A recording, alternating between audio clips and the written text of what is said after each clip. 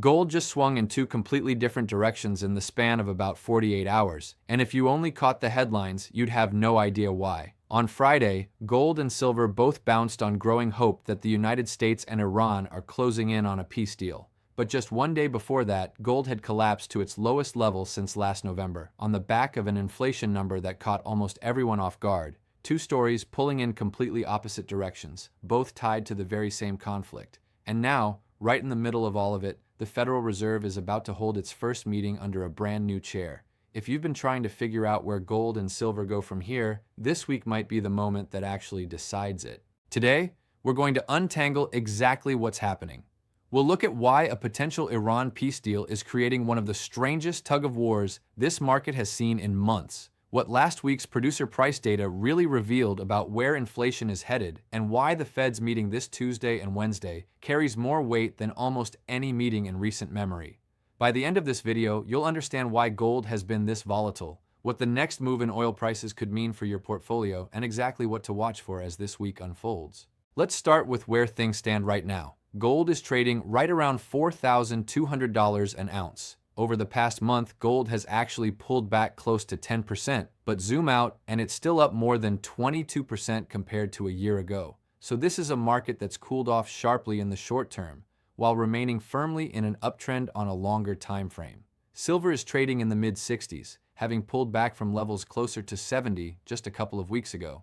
That puts the gold to silver ratio at roughly 64, which is elevated compared to where it sat earlier this year, and we'll come back to why that matters in a few minutes. The US dollar index has also been a factor here. It recently jumped to its highest level in close to 2 months, largely on the back of a stronger than expected May jobs report. A firmer dollar tends to put pressure on gold because it makes the metal more expensive for buyers using other currencies and reduces some of its relative appeal. Treasury yields have also remained elevated. Put it all together, and you've got a gold market that's been getting squeezed from multiple directions at once, even while the bigger structural story underneath it hasn't changed. So let's get into what's actually driving this, because there are really two separate storylines colliding right now, and understanding both of them is the key to understanding this entire week. The first storyline is the situation involving Iran. Tensions tied to the broader conflict in the region have been escalating for weeks, with real concern building around the Strait of Hormuz, one of the most important oil transit choke points in the world. As those tensions ramped up, energy prices spiked, and that spike started flowing directly into US inflation data. Last week, we got a clear example of exactly that. The producer price index for May came in at 6.5% year over year, the highest reading since late 2022, and it came in above what economists were expecting. That number landed the same day the European Central Bank raised interest rates for the first time since 2023 and revised its own inflation forecast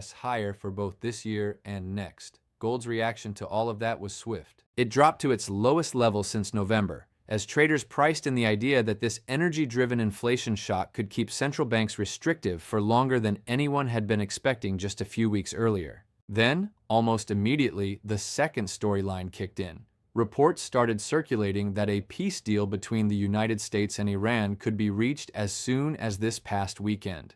There were comments suggesting a deal could come together quickly, and on the other side, Iranian state media suggested Tehran was likely to accept an agreement, even though no final text had been signed off on at the time. Oil prices fell sharply on that news, and gold and silver both caught a bid along with it. On the surface, that might seem strange. Usually, easing geopolitical tension is thought of as bearish for gold, because it reduces the safe haven premium. But in this case, the bigger driver was the oil price. A drop in oil prices eases the exact energy-driven inflation pressure that had been pushing rate hike expectations higher just a day earlier. So paradoxically, peace deal optimism actually helped gold in this instance by taking some pressure off the inflation outlook that had been hurting it. This is exactly the kind of push and pull that's been defining this market. One day, an inflation shock tied to the conflict sends gold to multi-month lows. The next day, progress toward resolving that same conflict sends gold higher again because it eases the inflation side of the equation. Both moves are really about the same underlying issue, just viewed from different angles. Now here's where it gets even more interesting from a historical perspective. One analyst covering this market recently described the Federal Reserve as essentially trapped, with no good options left. Inflation has come in hot. Rate cuts for this year have been almost entirely priced out. And in some scenarios, traders are now pricing in odds as high as 70 to 80% that the Fed could actually raise rates before year-end rather than cut them. Normally, a setup like that, rising rates and a strong dollar, would be expected to crush gold, but it hasn't.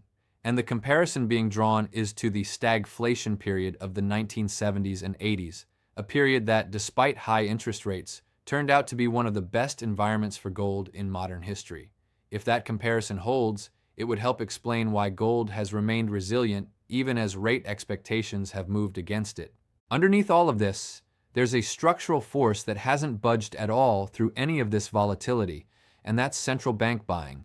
The latest data shows Poland adding 14 tons of gold to its reserves, bringing its total for the year to 45 tons and pushing its overall holdings to around 595 tons, close to 30% of its total reserves, with an even higher target still ahead. China added 8 tons in the same period, extending a buying streak that's now stretched on for roughly a year and a half. China's gold reserves now sit at over 2,300 tons, still less than 10% of its total reserves, compared to 60 to 70% for the US and major European central banks. These are not short-term traders reacting to headlines. These are long-term strategic allocations, and they kept going right through both the inflation shock and the peace deal rally. That brings us to the technical and sentiment picture, because all of this volatility has actually created a fairly well-defined range for this month. One widely cited estimate puts the extremes for June somewhere between roughly $4,050 on the low end and $4,950 on the high end, with a more realistic base case sitting between about $4,300 and $4,725, assuming no major new catalyst emerges. Right now, gold sitting around $4,200 puts it near the lower edge of that base case range, which is consistent with a market that's absorbed a lot of bad news but hasn't broken down. The gold-to-silver ratio, sitting around 64, adds another layer to this. Historically, when that ratio moves into the 60 to 70 range, it's often a sign that silver has become relatively cheap compared to gold. And in past market recoveries, that kind of setup has frequently preceded a period where silver outperforms. Silver's industrial demand, tied to things like solar panels, electric vehicles, and electronics manufacturing, tends to reassert itself once some of the rate-driven pressure starts to ease. At 64, we're not at an extreme level yet, but it's elevated enough to be worth watching closely. One more sentiment point: even after this entire pullback, both gold and silver are sitting somewhere between 25 and 44% below where major institutions have set their year-end targets. That's a significant gap. It doesn't guarantee those targets get hit, but it does tell you that the institutions making these calls are treating this entire episode, the inflation shock, the dollar strength, the rate repricing, as a correction within a longer uptrend, not as a trend change. So what should you be watching in the days directly ahead? The single biggest event is the Federal Reserve meeting happening this Tuesday and Wednesday. This is the first meeting under the new Fed chair, and it comes with an updated set of rate projections from the Fed itself. Markets are overwhelmingly expecting no change to interest rates at this specific meeting. What matters far more is the tone and the projections that come with it. If the new leadership signals a more hawkish path than expected, especially given how high rate hike odds have already climbed, that could create another short-term headwind for gold. If the projections leave the door open for cuts later this year, that could be the spark that takes gold back toward the upper end of its range. At the same time, keep a close eye on the Iran situation. As of right now, reports suggest Tehran may be inclined to accept a deal, but no final agreement has actually been signed. If a deal is finalized, watch oil prices closely. A sustained drop in oil would continue to ease the inflation pressure that's been driving this entire cycle, which could end up being constructive for gold, even though the immediate safe haven flows might fade. On the other hand, if talks break down or tensions escalate again, expect oil to spike and gold's safe haven bid to return quickly.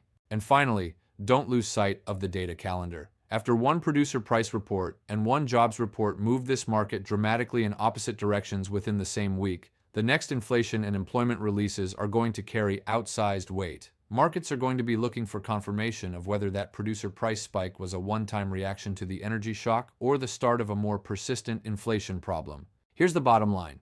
Gold and silver are caught between two forces that are, at their core, the same story. An energy shock tied to the Iran conflict pushed inflation higher and gold lower earlier in the week. Progress toward resolving that same conflict pushed oil lower and gold higher just a day later. Underneath both of those moves, central banks have continued buying without pause, and institutional targets remain far above where prices sit today. This week's Fed meeting, the first under new leadership, is likely to be the next major catalyst, and depending on how it goes, it could either extend this consolidation or kick off the next leg higher. If this kind of breakdown helps you make sense of a chaotic market, do me a favor and subscribe and turn on notifications, because the next 48 hours could move fast. I'd also like to hear from you. Drop a comment with where you think gold ends this week, above or below 4,200.